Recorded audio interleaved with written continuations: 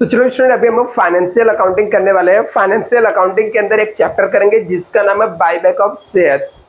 और एग्जाम में इस चैप्टर से मिनिमम 20 मार्क के सम आपको आएंगे ही आएंगे, मतलब 20 मार्क्स आपको इस चैप्टर से मिलने वाला है। अभी बायबैक ऑफ शेयर्स का मतलब क्या होता है मैं आपको बता देता हूं। बायबैक ऑफ शेयर्स और इसके अंदर कितने टाइप्स के क्वेश्चन आते हैं वो भी मैं आपको बता देता हूं। उसके बाद कैसे सॉल्व करना है, कैसे मार्क्स मिलेगा, कौन कौन से सम हम लोग सॉल्व करने वाले हैं, कितने सम सॉल्व करने वाले, सब मैं आपको यहाँ पर बताऊंगा। जहां पर स्टूडेंट आपको एकदम इजीली आप समझ जाओ, फाइनेंस कॉस्ट टैक्स में आपको पास होने में कोई भी डिफिकल्टी नहीं आएगी। यदि आपको जितना लेक्चर आप लोग ज्वाइन कर रहे हो रेगुलर बेसिस पे, यदि ज्वाइन करते हो, यदि नहीं भी रेगुलर ज्वाइन कर रहे हो, तो आपको हर एक लेक्चर को step by step he follow करना है। आप अपने मन से अप डाउन ऊपर नीचे करके मत स्टडी करिए, ठीक है। आप जो भी लेक्चर है स्टेप बाय स्टेप ही आप फॉलो करिए। अभी स्टूडेंट बायबैक ऑफ शेयर्स के अंदर क्या है, शेयर्स बायबैक ऑफ शेयर्स क्या है स्टूडेंट, यहाँ पर हम लोग कंपनी क्या करती है, खुद का शेयर रीपर्चेस करती है। खुद का शेयर से स्टूडेंट क्या करती है, रीपर्चेस करती है। फॉर एग्जांपल जैसे यहाँ पर कंपनी है, कंपनी को जब फंड का रिक्वायरमेंट रहता है, रिक्वायरमेंट ऑफ फंड, तो कंपनी इशू करती है शेयर्स, इशू करती है, issue of shares to public. किसको शेयर इशू करती है, पब्लिक को इशू करती है। अभी जब पब्लिक को कंपनी शेयर इशू करती है, यहां पर पब्लिक है, ठीक है, ये पब्लिक है, पब्लिक को शेयर इशू करती है। जब कंपनी का बिजनेस स्टेबल हो जाता है, कंपनी सरप्लस अमाउंट में कैश आ जाता है, कंपनी को लगता है कि अभी मुझे क्या करना है, जो एक्स्ट्रा बेनिफिट है, जैसे ईपीएस होता है, अर्निंग पर शेयर्स, कंपनी को इंक्रीज करना है, या कंपनी को लगता है कि जो उनको डिविडेंड मिलता है वो डिविडेंड को इंक्रीज करना है, ठीक है, अर्निंग पर शेयर को इंक्रीज करना है, तो कंपनी के पास जो सरप्लस अमाउंट रहता है वो कंपनी इसको कई जगह यूज कर सकती है। मतलब यहाँ पर एक्चुअली मैं आप लोग को शॉर्टकट ट्रिक से पढ़ा रहा हूँ, बहुत ज्यादा डिटेल में नहीं जाना हम लोग को, तो मैं आपको सिर्फ काम की चीजें बता देता हूँ। तो जो कैश आता है वो कैश को कंपनी क्या कर सकती है, कहीं पर इन्वेस्टमेंट कर सकती है, कुछ नए बिजनेस स्टैब्लिश कर सकती है, या फिर शेयर होल्डर को क्या बोलती है, ये जो पब्लिक रहती है पब्लिक को बोलती है, एक काम करो रिटर्न शेयर दे दो, शेयर्स को रीपर्चेस करती है। कंपनी क्या करती है, यहां से अपने शेयर्स को रीपर्चेस करती है फ्रॉम पब्लिक, पब्लिक से शेयर को रीपर्चेस करती है, मतलब पब्लिक से क्या करती है, अपना शेयर्स रिटर्न ले लेती है, शेयर्स रिटर्न लेती है, ठीक है। यहां पर मैं लिख देता हूं, शेयर्स रिटर्न ले लेती है, और इसके बदले में इनको पे करती है, पेमेंट करती है, और जो पेमेंट करती है इस पेमेंट को हम लोग बोलते हैं बायबैक प्राइस। बायबैक प्राइस भी बोलते हैं, ऑफर प्राइस भी बोलते हैं। तो जो बायबैक प्राइस रहता है, ऑफर प्राइस रहता है, ये कंपनी अलग अलग दे सकती है। जैसे for example face value share का 10 रुपीज है, तो बायबैक प्राइस जो है 10 के बदले में 10 भी दे सकती है, 10 के बदले में 12 भी दे सकती है, 10 के बदले में 9 भी दे सकती है। बट वो 99% टाइम रहेगा वो 10 के बदले में उसका जो फेस वैल्यू रहेगा वो फेस वैल्यू से ज्यादा ही अमाउंट देगी। क्यों? क्योंकि नहीं तो कोई भी अपना शेयर्स को बायबैक क्यों करना चाहेगा, रिटर्न क्यों देगा। जब कंपनी इसमें बायबैक करती है तो इसको हम लोग बोलते हैं प्रीमियम ऑन बायबैक। जब यहां पे 10 के बदले में 10, यहां पर मैं लिख देता हूं अच्छे से, ठीक है। तो यहां पर क्या होता है, मान लो फेस वैल्यू है, ठीक है, आपको अच्छे से समझा, फेस वैल्यू है और ये बायबैक प्राइस है।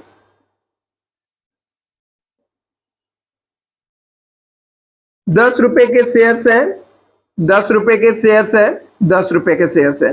कंपनी ₹10 के बदले में ₹10 देगी थी, एट पार बोलते हैं, मतलब जितने का शेयर है उतने में ही बायबैक कर रही है कंपनी। ₹10 के शेयर है, फेस वैल्यू से एक्स्ट्रा 10 के बदले में ₹14 ₹15 दे रहे थे, एट अ प्रीमियम बोलते हैं, प्रीमियम में बायबैक कर रहे हैं। और ₹10 के शेयर के बदले ₹9 दे रहे हैं, तो एट अ डिस्काउंट बोलते हैं।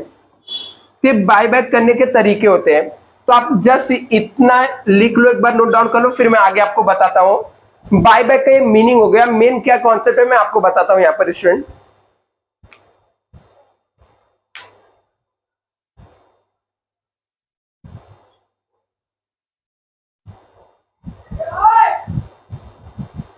ओके, अभी कंपनी बाय बैक करने जा रही है, ठीक है। इसको मैं ग्रुप में भेजवा देता हूँ, स्टूडेंट आप लोग कॉपी कर लेना।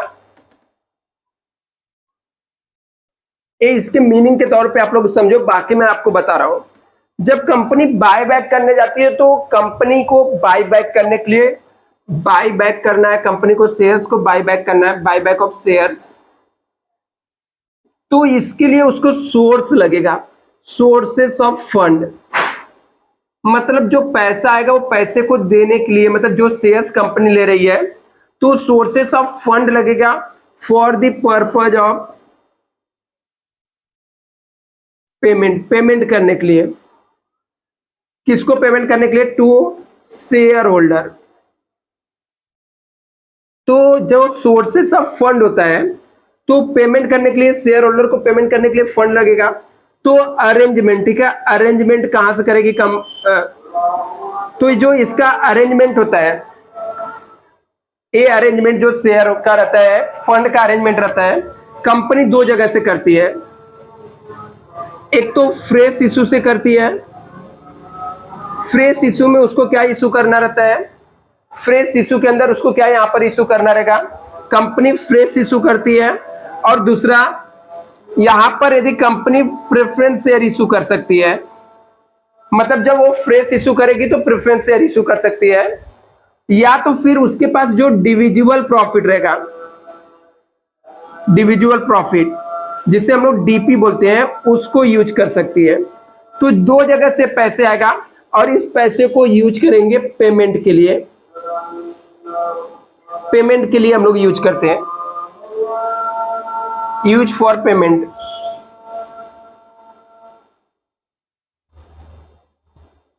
अभी इसके कई सारे कंडीशन होते हैं बाय बैक करने के लिए। कंडीशन होता है, condition of buy back. Buy back के लिए कुछ रूल्स एंड कंडीशन है। तो company maximum 25% of shares buy back कर सकती है।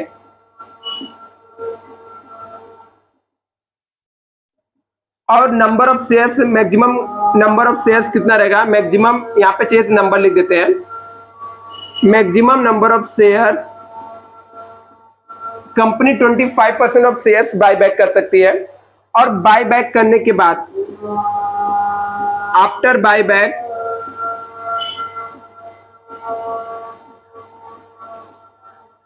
डेब्ट इक्विटी रेशियो, डेब्ट इक्विटी रेशियो 2:1 होगा।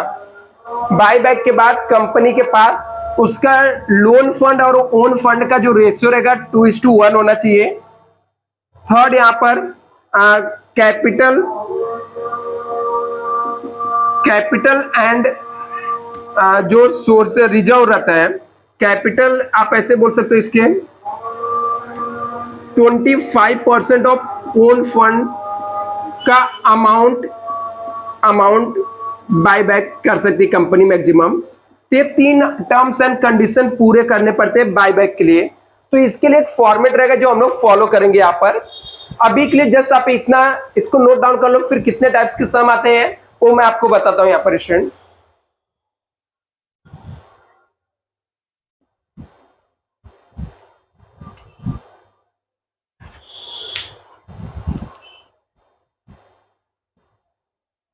हो गया?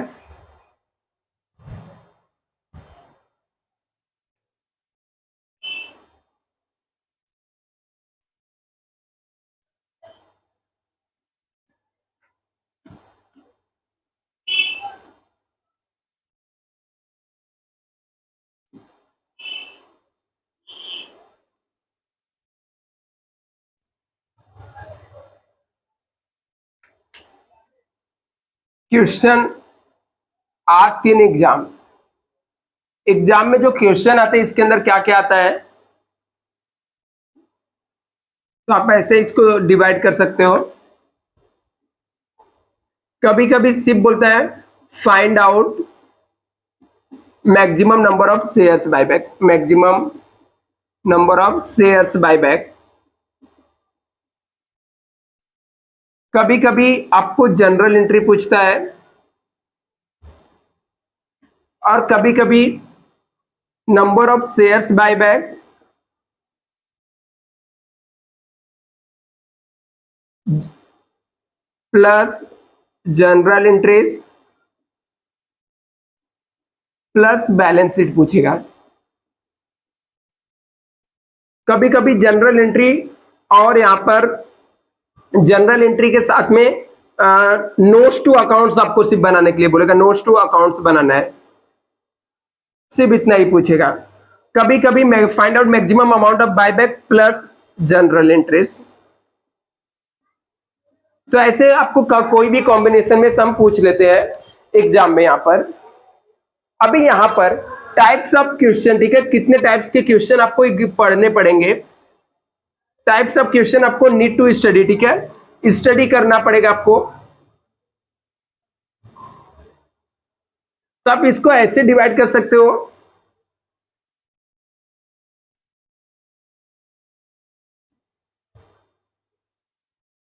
On the basis of offer price. Offer price मतलब बायबैक प्राइस। तो इसमें दो टाइप्स के आपको क्वेश्चन पढ़ने पड़ेंगे। एक ऐसे क्वेश्चन पढ़ने पड़ते हैं जिसमें बायबैक प्राइस गिवन रहता है, बायबैक प्राइस गिवन है। दूसरा होता है बायबैक प्राइस नॉट गिवन है। दो टाइप्स के होते हैं।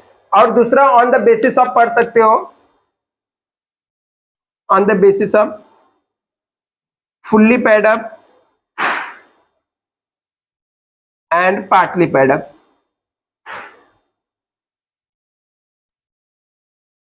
तो इसमें भी दो टाइप्स होते हैं। एक आपको फुल्ली पेड अप पढ़ना पड़ेगा, फुल्ली पेड अप के सम रहेंगे,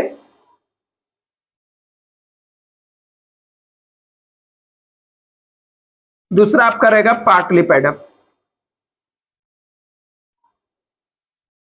अभी एग्जाम में इसमें जो क्वेश्चन आएगा, एग्जाम में मिनिमम आपको यहां से कितने मार्क्स मिलने वाले हैं स्टूडेंट, 20 मार्क्स तो आपको मिलने वाले ही है।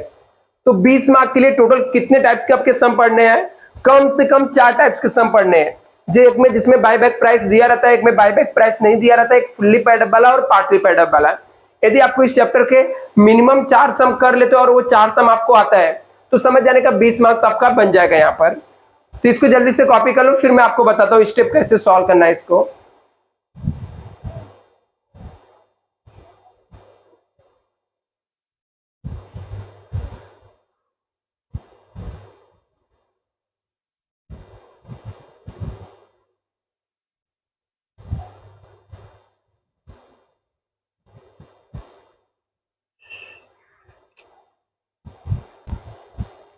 अभी स्टूडेंट इस चैप्टर के सम सॉल्व करने के लिए आपको कौन कौन से स्टेप फॉलो करने, कैसे करने, वो भी मैं आपको बता देता हूं। तो यहाँ पर और सबसे फर्स्ट स्टेप कैसे स्टार्ट हो करना आपको सम को, तो बहुत ही सिंपल चैप्टर, आप लोग ऐसे समझ सकते हो, बहुत ही सिंपल और बहुत ही इजी चैप्टर है ये।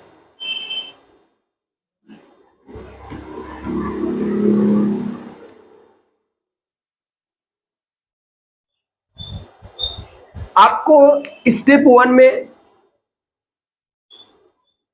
Ascertain maximum amount of buyback निकालने का, अमाउंट ऑफ बायबैक निकाल लेने का। दूसरे में आपको क्या करना है, स्टेप 2 में maximum number of shares buyback निकालना है कि कितने नंबर ऑफ शेयर्स हम लोग बायबैक करेंगे, number of shares buyback. Step 3 में आपको वर्किंग नोट बनाना है जिससे आपको सम इजी हो जाएगा। स्टेप 4 में जनरल एंट्री पास करना है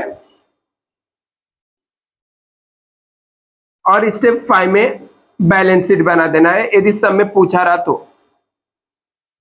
ये अपने 5 स्टेप में सम सॉल्व हो जाएंगे। तो अभी हम लोग यहाँ पर सबसे फर्स्ट स्टेप देखते हैं, ascertain the maximum amount of buyback. तो एकदम सिंपल है, आपको कोई टर्म्स एंड कंडीशन याद रखने की जरूरत नहीं है। एक मैं फॉर्मेट देता हूं, ये फॉर्मेट आपको याद है तो समझ जाने का कि आपका मैक्सिमम अमाउंट ऑफ बायबैक का काम हो गया। और ये आपका राइट हुआ तो 5 मार्क्स आपको इजीली मिल जाएगा। तो यहां पर हम लोग लिखते हैं, यहां पे देखते हैं a certain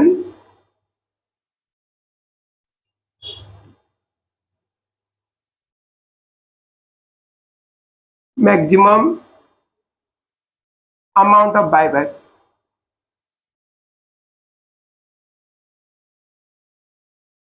particulars रुपीस। अभी यहां पर सबसे पहला स्टेप आपको असर्टेन करना मैक्सिमम अमाउंट ऑफ बायबैक। तो यहां पर हेडिंग डालने का सोर्सेस ऑफ फंड, पहला रहता है सोर्सेस और फ्री रिजर्व बोलते हैं, सोर्सेस या फ्री रिजर्व। इसके अंदर वो अमाउंट आता है जिससे, और उस रिजर्व को फ्री रिजर्व बोलते हैं जिससे हम लोग डिविडेंड पे कर सकते हैं, ऐसे रिजर्व को हम लोग फ्री रिजर्व बोलते हैं। इसके अंदर आपका आ जाएगा जनरल रिजर्व हो गया, रिवेन्यू रिजर्व भी आता है जब दिया रहेगा सब में, तो फिर प्रॉफिट एंड लॉस आएगा, फिर आता है सिक्योरिटी प्रीमियम। ये 3 चीज को यहां पर फॉलो करने का, ये तीनों का जो टोटल होता है, इस टोटल को हम लोग आउटर कॉलम में लिखते हैं और इसको हम लोग बोलते हैं reserve and surplus, reserve and surplus बोलते हैं इसको। दूसरा यहां पर 25% ऑफ ओन फंड, दूसरा स्टेप आपका रहता है 25% ऑफ ओन फंड निकालना होता है। अभी ये 25% ऑफ ओन फंड के अंदर आ जाएगा आपका इक्विटी शेयर कैपिटल,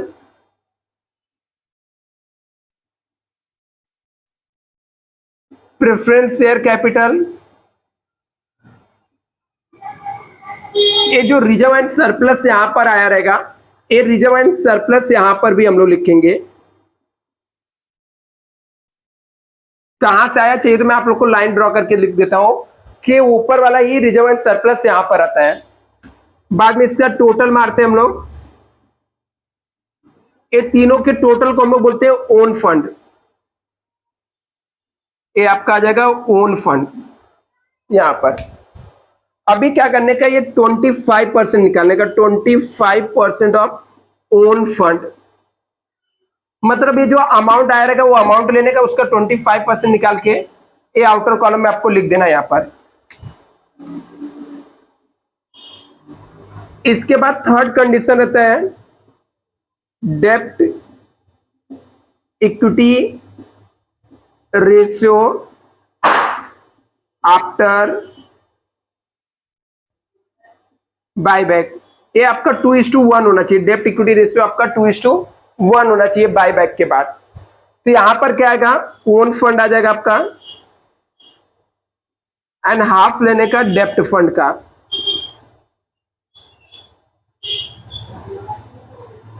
कैलकुलेट करेंगे, जो अमाउंट आएगा यहां पे लिख देंगे। अभी मैक्सिमम अमाउंट ऑफ बायबैक लेने का, ये फर्स्ट कंडीशन है, सेकंड है, थर्ड है। तीनों में से जो मैक्सिमम, तीनों में से जो कम अमाउंट रहेगा, लिस्ट अमाउंट रहेगा, फर्स्ट कंडीशन, सेकंड, थर्ड, इसमें से जो लिस्ट अमाउंट रहेगा मैक्सिमम अमाउंट ऑफ बायबैक आ जाएगा।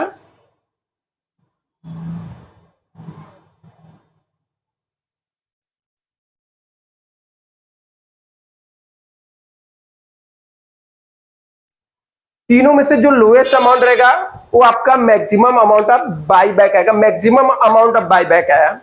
अभी नंबर ऑफ शेयर्स हम लोग को सेकंड स्टेप में maximum number of shares buyback आपको निकालना है। तो यहां तक यदि हो गया तो आपका दूसरा स्टेप फॉलो करना है maximum number of shares buyback निकालने के लिए।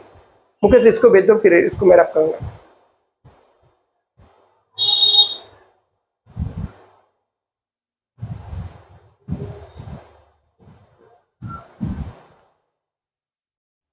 अभी देखो maximum number of shares buyback में 2 तरीके का होता है। अभी सबसे पहले मैं आपको एक उसका कंडीशन बता देता हूं, ये तीनों में से जो कम रहा है वो मैक्सिमम अमाउंट ऑफ बायबैक आ गया। दूसरा, maximum number of shares buyback निकालना पड़ेगा,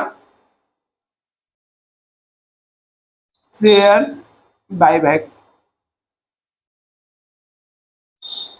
मैक्सिमम नंबर ऑफ शेयर्स आपको बाय बैक करना है। तो ये एक चीज अपने माइंड में आप बैठा लो, 25% ही मैक्सिमम नंबर ऑफ शेयर्स हम लोग बाय बैक कर सकते हैं। मैक्सिमम हम लोग 25% बाय बैक कर सकते हैं, 25% से ज्यादा नहीं कर सकते हैं। उससे कम रहेगा कर सकते हैं, मतलब 10,000 कर सकते हैं, 12,000 कर सकते हैं, मतलब 10% कर सकते हैं, 12% कर सकते हैं, 15% कर सकते हैं, 22% कर सकते हैं, 24% कर सकते हैं, इवन 25% भी कर सकते हैं। लेकिन 25% से ज्यादा शेयर आप बायबैक नहीं कर सकते हो। यदि कैलकुलेशन में आपका 25% से ज्यादा आया, यदि कैलकुलेशन में आपका 25% से ज्यादा आ गया, तो आप उससे ज्यादा नहीं कर सकते, उससे कम ही आपको बायबैक करना है। तो कैसे नंबर ऑफ शेयर्स निकालना कैसे है? तो यहां पर दो कंडीशन रहता है। अभी दोनों में से आपके एग्जाम में एक ही रहेगा, या तो बायबैक प्राइस दिया रहेगा या तो नहीं दिया रहेगा। सब में बायबैक प्राइस दिया रहेगा या तो नहीं दिया रहेगा। सब में यदि इफ बायबैक प्राइस गिवन है, बायबैक प्राइस दिया हुआ है सब में, यदि आपके सब में बायबैक प्राइस ऑलरेडी दिया हुआ है,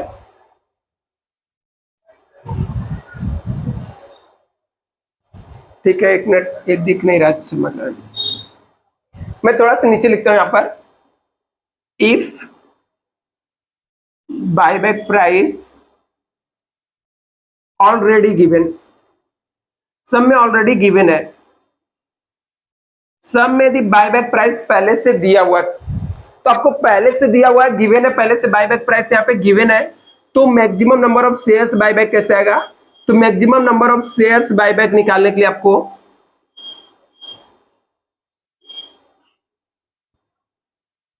क्या करने का? मैक्सिमम अमाउंट ऑफ बायबैक लेने का,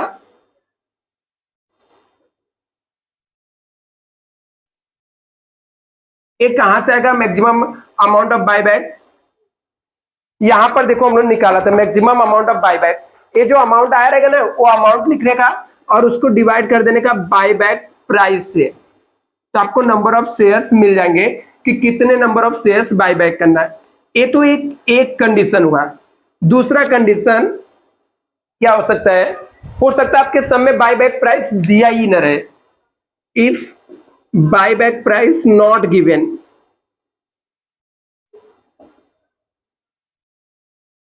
यदि सब में आपको बायबैक प्राइस दिया ही नहीं, मान लो सब में बायबैक प्राइस नहीं दिया है, तो सबसे पहला स्टेप, इसमें भी दो स्टेप फॉलो कर लेने का। वन, सबसे पहले नंबर ऑफ शेयर्स निकालने का, नंबर ऑफ शेयर्स बायबैक 25%, जितना नंबर ऑफ शेयर्स सब में दिया रहेगा, नंबर ऑफ शेयर्स का क्या करने का? नंबर ऑफ शेयर्स का 25% कैलकुलेट कर लेने का। दूसरा, बायबैक प्राइस कैलकुलेट करने का, बायबैक प्राइस कैलकुलेट करने का। बायबैक प्राइस कैसे कैलकुलेट करने का? मैक्सिमम अमाउंट ऑफ बायबैक, जो कि यहां से आपको मिल जाएगा, इसको डिवाइड कर देने का नंबर ऑफ शेयर्स जो 25% आया रहेगा, तो मैक्सिमम नंबर ऑफ शेयर्स से डिवाइड कर देने का, maximum number of shares buyback, इससे कैलकुलेट कर लेने का, आपको यहां पर आ जाएगा। इसके बाद नेक्स्ट स्टेप हम लोग क्या करेंगे? वर्किंग नोट बनाएंगे थर्ड वाले में।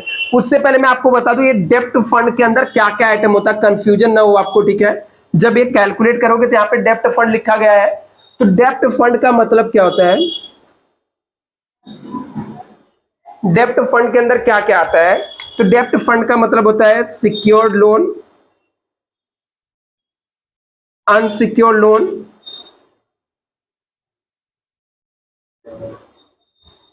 डिबेंचर,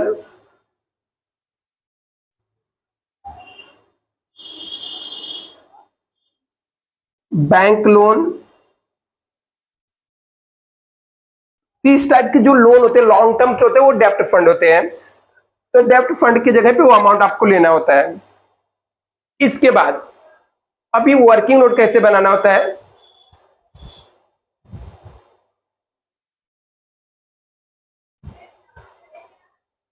स्टेप थर्ड में आपको नंबर ऑफ शेयर्स भी मिल गया, बायबैक प्राइस भी मिल गया। फॉर एग्जांपल जैसे फेस वैल्यू, मान लो सम का फेस वैल्यू आपका शेयर का 10 रुपए है, और बाय बैक प्राइस आपको दिया है सब में कि हम लोग इस शेयर को बाय बैक ₹25 में कर रहे हैं। अभी इसका मतलब होता है 10 रुपए के शेयर को 25 रुपए में बाय बैक कर रहे हैं, तो दो चीज होता है इसके अंदर इंक्लूड होता है। एक तो उसका फेस वैल्यू होता है, जो कि फेस वैल्यू कितना है 10 रुपए है, 10 रुपए का, और बाय बैक हम लोग 25 में कर रहे हैं। इसका मतलब सामने वाले को 25 रुपए 15 रुपए एक्स्ट्रा दे रहे हैं, उसको हम लोग बोलते हैं POB, मतलब इसका होता है प्रीमियम ऑन बाय बैक। इन लोग को दिख रहा है क्या? प्रीमियम ऑन बाय बैक आएगा, ठीक है। अभी इसको हम लोग एक वर्किंग नोट में इसलिए बनाते हैं कि आपको अमाउंट कैलकुलेशन में दिक्कत ना आए, ठीक है। तो वर्किंग नोट आप समझ जाओ कि हम लोग वर्किंग नोट के अंदर क्या चीजें कवर करते हैं। जितना अमाउंट देना है उसको हम लोग बोलते हैं अमाउंट ऑफ बाय बैक। फिर इसको देखते हैं कि जितना अमाउंट देना है कौन सा, ये फेस वैल्यू वाला। मान लेते हैं कि 1000 शेयर है, बाय बैक करना 10 रुपए में, तो मुझे 10,000 रुपए चाहिए। तो कंपनी वो 10,000 का अरेंजमेंट कहां से करेगी? तो उसके लिए ऑप्शन कंपनी के पास रहता है सोर्सेज का, या तो कंपनी मार्केट में फ्रेश इशू करे प्रेफरेंस शेयर, या तो उसके पास जो पड़ा हुआ रहता है डीपी, डिविजुअल प्रॉफिट। ये तीनों को हम लोग डीपी बोलते हैं, डिविजुअल प्रॉफिट, जनरल जो profit and loss security premium, इसमें से यूज कर सकते हैं। तो डीपी में से यूज करें। डीपी का फुल फॉर्म मैं लिख देता हूं। डीपी का मतलब होता है डिविजुअल प्रॉफिट।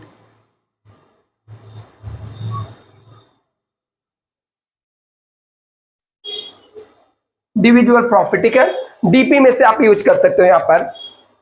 तो यहां पर जो भी जैसे अमाउंट जो भी यहां पर लगेगा वो अमाउंट हम लोग यहां से देखेंगे। फ्रेश इशू नहीं किया तो नील आ जाएगा, और हमारे पास रिजर्व में पड़ा हुआ पैसा रहेगा तो अमाउंट हम लोग यूज करके यहाँ पे यूज कर लेंगे। ऐसे जो एक्स्ट्रा पैसा देते हैं उसको हम लोग बोलते हैं प्रीमियम ऑन बाय बैक। तो प्रीमियम ऑन बाय बैक के लिए फॉर एग्जांपल 1000 शेयर है, 50 रुपीज एक्स्ट्रा देना है।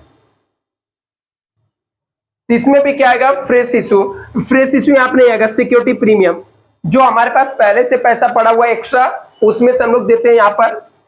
कैसे देते हैं जब हम लोग सम सॉल्व करेंगे तो आपको मैं बता दूंगा स्टूडेंट। और इसके अलावा कम पड़ा तो डिविजुअल प्रॉफिट में से हम लोग निकाल के देते हैं। इतना नोट डाउन कर लो। फिर जनरल एंट्री क्या क्या बनती है, जनरल एंट्री भी मैं आपको बता देता हूं, फिर बैलेंस शीट के फॉर्मेट बता देता हूं, फिर नेक्स्ट लेक्चर से सम सॉल्व करेंगे।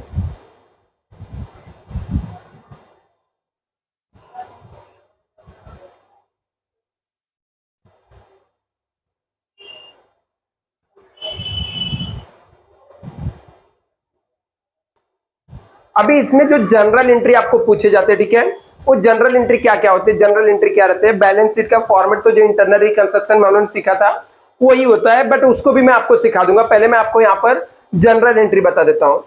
तो इसमें जनरल एंट्री कौन से पूछे जाते हैं? सबसे पहले इसके 4 जनरल एंट्री फिक्स होते हैं, और इसके अलावा 3 जनरल एंट्री ऐसा रहेगा कभी सब में पूछा तो आएगा, अदरवाइज नहीं आएगा। तो जैसे जनरल एंट्री से हम लोग देखते हैं बाय बैक का। बाय बैक ऑफ शेयर्स,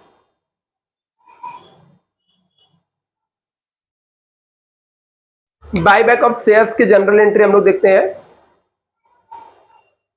तो पहला, यदि हम लोग बाय बैक कर रहे हैं, शेयर्स को बाय बैक कर रहे हैं, buy back of equity shares, मैं शेयर्स को रिटर्न परचेस कर रहा हूं तो मेरे पास क्या आएगा? शेयर्स आएगा। शेयर्स आए तो equity share capital account debit हो जाएगा। Equity share capital account debit हो जाएगा। मान लो 10 रुपए का शेयर था, उसको मैं 25 रुपए में बाय बैक कर रहा हूं, तो मैं एक्स्ट्रा पैसा दे रहा हूं। तो जो एक्स्ट्रा पैसा हम लोग देते हैं उसको हम लोग बोलते हैं प्रीमियम ऑन बाय बैक। तो premium on buy bank account debit हो जाएगा टू क्रेडिट हो जाएगा equity share holder. Equity share holder account credit हो जाएगा।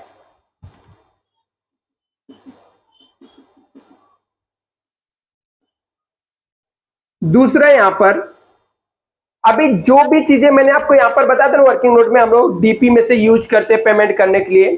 तो जो भी चीजें हम लोग यूज करते हैं, ठीक है, डीपी का जो भी हम लोग यूज करते हैं, लाइक जनरल रिजर्व यूज किया, प्रॉफिट एंड लॉस यूज किया, इसको ट्रांसफर करना पड़ता है, ट्रांसफर टू CRR। तभी इसको हम लोग यूज कर रहे थे, इसको ट्रांसफर करना पड़ेगा। तो ट्रांसफर करते समय जैसे for example general reserve use किया, तो जनरल रिजर्व अकाउंट डेबिट हो जाएगा। प्रॉफिट एंड लॉस भी यूज किया तो profit and loss account debit हो जाएगा।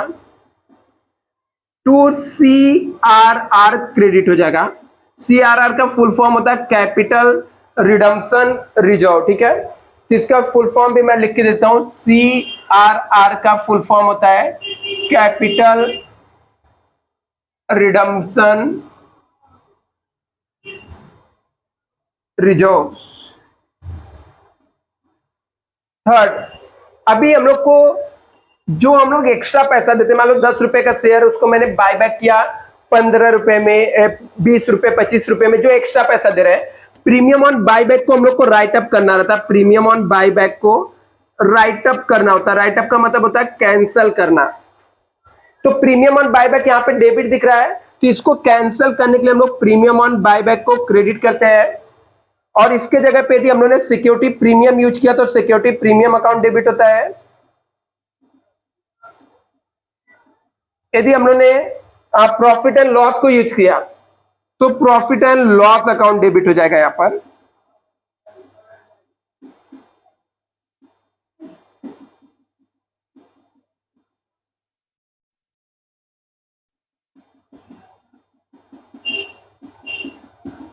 इसके बाद नेक्स्ट क्या आता है, पेमेंट का।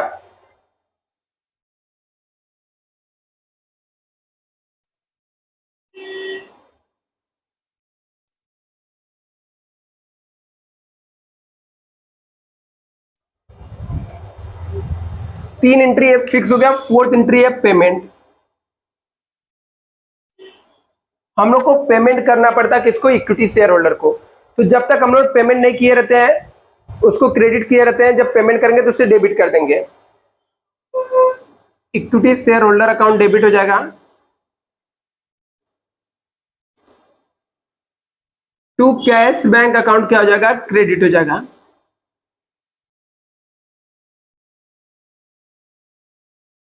ये आपके चार एंट्री फिक्स है, समझ के चलो। यहाँ पे चमक आ रहा है तो मैं आपको बोल देता हूँ, ठीक है। लाइट का है तो मैं बता देता हूँ क्या लिखा है। Equity share holder account debit to cash bank यहाँ पर लिखा है। ये फोर्थ एंट्री हो गया। अभी इसके बाद की जो एंट्री रहती है वो कभी आएगी कभी नहीं आएगी। जैसे क्या आ सकती है, एक्स्ट्रा एंट्री क्या आ सकती है, तो आ सकता है इन्वेस्टमेंट हम लोगों ने सोल्ड किया, इन्वेस्टमेंट सोल्ड। अभी ये सोल्ड करते समय प्रॉफिट में भी सोल्ड कर सकते हैं, लॉस में। तो मैं प्रॉफिट एंड लॉस आप अपने मन से देख लेना, मैं सिर्फ बता देता हूं इन्वेस्टमेंट सोल्ड करने की एंट्री क्या आएगा। कैश बैंक अकाउंट डेबिट हो जाएगा, टू इन्वेस्टमेंट अकाउंट क्रेडिट हो जाएगा। यदि प्रॉफिट में बेचे तो यहां पर प्रॉफिट एंड लॉस हो जाएगा, यदि क्रेडिट हो जाएगा प्रॉफिट एंड लॉस। यदि यही लॉस में बेचेंगे तो profit and loss account debit हो जाएगा इन्वेस्टमेंट बेचने का।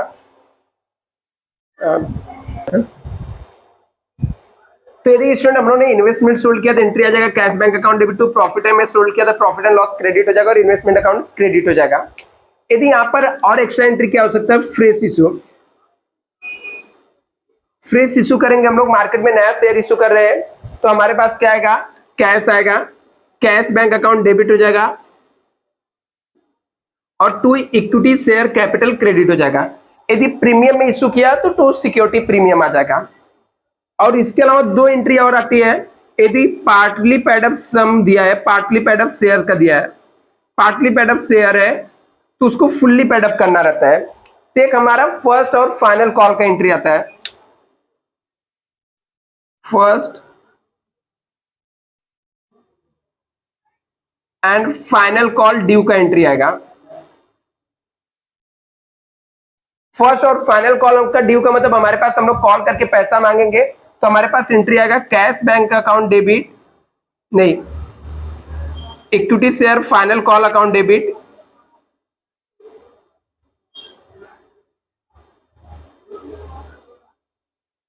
और to equity share capital credit हो जाएगा। इक्विटी शेयर कैपिटल क्रेडिट हो जाएगा और लास्ट में फाइनल कॉल रिसीव का एंट्री आ जाएगा आपका। तो एक एंट्री और आ जाएगा फाइनल कॉल रिसीव का।